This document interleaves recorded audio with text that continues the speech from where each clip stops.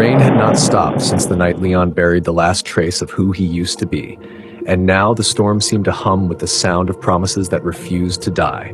He sat in the safe house's dim kitchen, the weak bulb above him flickering as though the air itself trembled under the weight of secrets, his hands stained with memories rather than blood. Elena slept in the adjoining room with her son curled against her, their breathing the only softness left in a world carved by revenge. He thought the past had been silenced until the knock came. 3 slow taps that echoed like a ritual.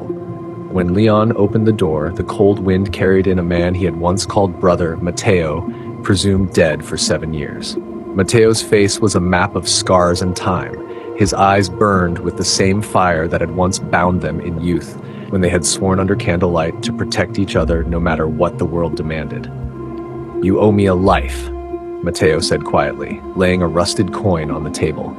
The symbol of the old blood oath they had carved into their palms when they were still fools who believed loyalty could outlive fate.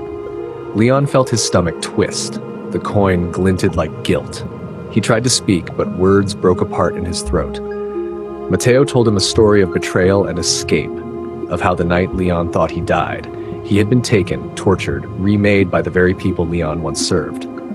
"They made me promise I'd find you," Matteo whispered, "and when I did, I'd bring them your heart."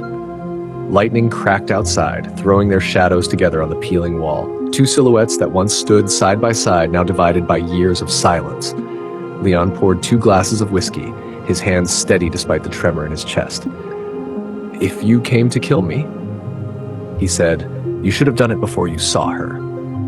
From the doorway, Elena appeared, pale but unafraid. Her eyes caught the glimmer of the coin, understanding too much too quickly. Matteo's expression softened. A momentary ghost of the man he'd been before war and loyalty twisted him. The boy stirred in the next room, and the small sound shattered the tension like fragile glass. "You have a family," Matteo said, voice breaking, "and I have nothing but ghosts."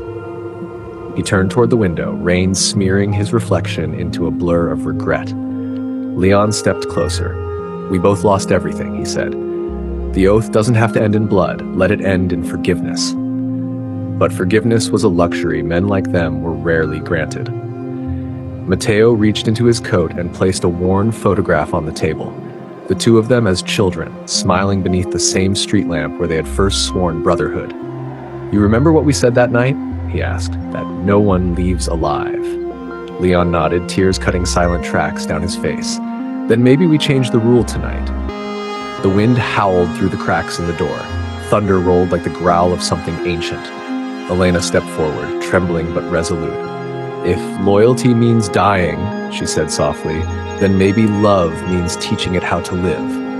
Matteo looked at her as if seeing light for the first time. In that instant, his shoulders sagged, the weapon in his coat pocket suddenly too heavy to bear. He sank into a chair, and the 3 of them sat in silence while the storm raged outside, washing away the last remnants of lies.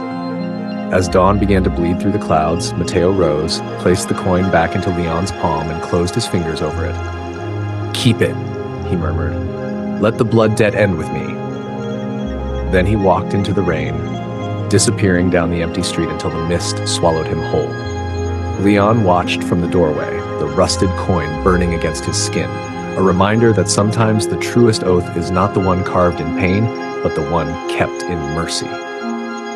When Elena's hand slipped into his, he realized the storm had finally spent itself.